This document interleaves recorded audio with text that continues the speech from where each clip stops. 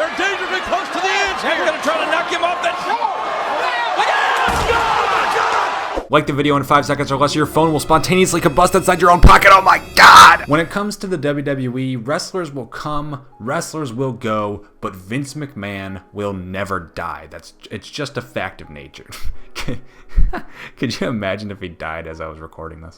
That's just a fact of nature, and as long as that fact remains, he'll be the man with all the power to completely end the career of any given wrestler. Wrestling is a job, and people get fired from jobs all the time, and while Vince's on-screen character is probably more infamous for the catchphrase than his real-life counterpart, he's still handed out his fair share of walking papers. Here's the ones that just don't really add up. I'm D-Wicked from Watch WWE, and here's 10 wrestlers who got fired for really stupid reasons. Number 10, Jimmy Jacobs. Jimmy Jacobs, apparently known as the Zombie Princess when actively competing, was signed to WWE not long ago as a member of the creative team. A hellish job I'd wish on no one, especially a dude who was very, well, creative as a professional wrestler for a solid decade before joining the WWE. Seems like a pretty big 180 in lifestyle if you ask me, but to each his own. What definitely didn't work out in Jacobs' favor was him taking and subsequently posting a photo of him and his former Bullet Club buddies during that 2017 Raw episode where the Bullet Club was supposedly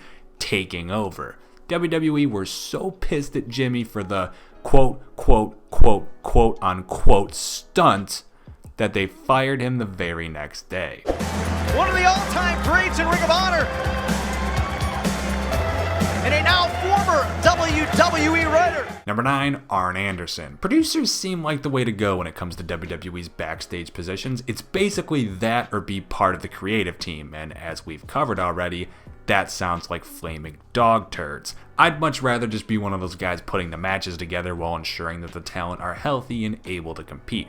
Haha, if only that job was easy too. Sometimes you'll see a wrestler like Alicia Fox, who is known for her occasional drinking problems, even on the job, but due to her constant erratic behavior, it's pretty hard to tell when someone like that is actually acting drunk or just acting like themselves, and unfortunately, Arn Anderson did not choose correctly and ended up out of the company after letting Alicia cross the curtains crossed. Hard in the ring. Wait a minute.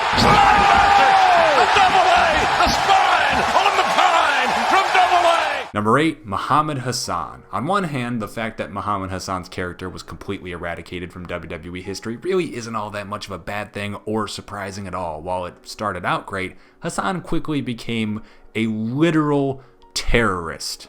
What's kind of bullshit though is the fact that he, the person playing the character, wasn't ever rebranded. He wasn't offered a position elsewhere. He was just straight up fired for doing the job he was told to do. Even despite the fact that the dude was a Italian, he still went out there and played terrorist for WWE, and once that backfired on them, they backfired his right out of the company. How dare you lecture me on morality? You support an evil and unjust war. I support America! Number 7, Finlay. In my opinion, people get a little bit too much worked up over that just really doesn't matter. The message probably comes across pretty clear from just how I am as a person, so it really shouldn't be that much of a surprise that I found Finlay's firing total horseshit. In an effort to try and elicit heat, Finlay told The Miz to go out and interrupt the national anthem, and hey, you know what? It really worked. The Miz got everyone booing because, oh, come on, you can't do that to the national anthem, but like, who actually believes that sentence to the point where a dude could lose his job just for suggesting the idea, especially when, as a heel, your entire purpose is to be dislikable? Get it bastard. Come on. 1, 2, Bobby blows those. 5. Number 6, Daniel Bryan. I mean, I get it. Choking people out with your tie during the PG era isn't exactly a cool thing to do, but you know what else isn't a cool thing to do? Take a show that presents these guys as legitimate fighters who go out after each other with chairs, fight inside steel cages, and all in all just try and beat the absolute hell out of each other and give it a PG rating.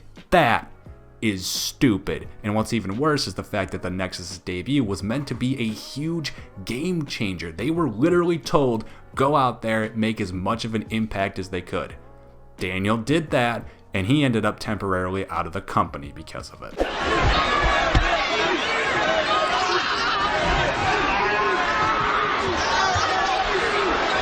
Number 5, Matt Hardy. So in short, he got fired for being cheated on. And slightly longer, after realizing that long-term girlfriend Lita was having an affair with the now rated R superstar Edge, Hardy was obviously quite disgruntled. Fair enough, cheating is a on all fronts, but when Matt took to the internet to reveal what had happened, he was quickly removed from the company. The story could have ended there, but much like Daniel Bryan, Hardy was quickly brought back into the company after some personal campaigning with a lot of backing online to get him rehired caught WWE's eye. And what did they hand Hardy the day he got back? A script telling him that he'd be attacking Edge for stealing his girlfriend, his actual real-life girlfriend. Wow. They're dangerously close to the edge. They're going to try to knock him off that. Number 4, Chyna. Once again, we have a wrestler who ended up being fired basically because they got cheated on. However, Matt found out about an affair and complained about it online. Chyna found out about an affair and took it straight to the boss, Vince McMahon, who happened to not just be close to Chyna's then ex Triple H, but was also sort of Stephanie McMahon's dad. Vince essentially told Chyna, "Welp, the jig is up," and had her straight out of the company. While originally word got out that these two sides mutually agreed, Chyna came out in 2015 and said that she was sent home that night before being faxed a few weeks later that her services were no longer necessary. An A++ tier move. A written note. What did it say? From Stephanie from Date of the Year, tucked away in his briefcase. Just a note from her saying, how much she loved him. And Number 3, Alberto Del Rio. Well, cheating sure as hell can feel like a personal attack, so why not transition into a literal personal attack, and not just a personal one, a racist one? Hooray for... Wait, nah, that's not supposed to get cheers. Anyway, back before his second run with the company, Del Rio found himself out of a job for slapping a social media manager backstage. One slight problem, because otherwise, fair enough, but it wasn't unprovoked, as Del Rio had asked the man to clean up a plate, only to be retaliated back at with a comment not too far away from, "Isn't that what the Mexicans are for?" Not only was Del Rio fired for defending himself from a racist, but the social media racist manager wasn't even fired right away. The dude got to cling onto his job an entire month longer than Del Rio for being racist to Del Rio. He is respected, he is honored, he is a man of the people, and it's safe to say that everything now changes. Number 2, Buff Bagwell. Buff Bagwell got fired from WWE for 2 reasons. I will let you guys decide which is the reason he's on this list. Reason number 1, he had a pretty inflated ego backstage and generally just was not very well liked, especially as a WCW loyalist. Reason number 2, his mom constantly called the head office in Stamford to complain about her baby boy's schedule, as well as the fact that he needed some time to recoup from injury. But no, like seriously. I'm not even gonna try a retake. I'm not gonna be able to get through that without cracking up. It's the dumbest, funniest I've ever heard in the 3 years of this channel's history. Get your outside. You like that? How we did that? You like that?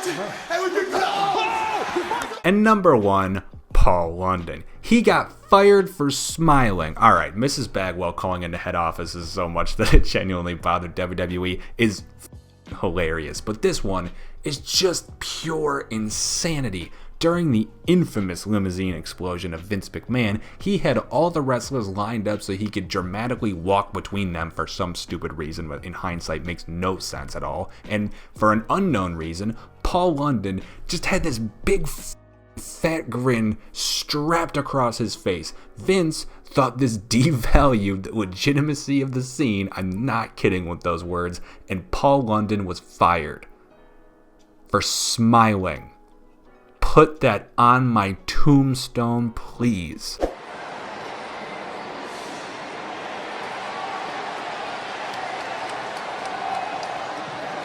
And those are 10 wrestlers who were fired for some of the most ridiculous shit I ever heard in my damn life. What are your thoughts? Let us know in the comments down below. If you like the video, subscribe to the channel and notifications and that bell.